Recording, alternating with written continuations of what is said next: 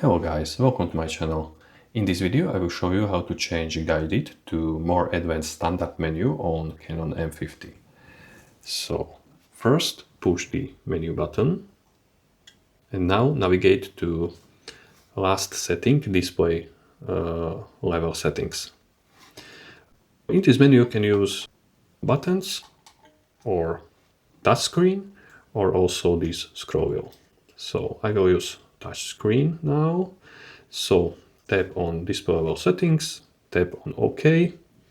Now tap on menu display, and here you can choose between guided and standard version of the menu. So choose standard, OK, and now we are in more advanced standard version of Canon menu.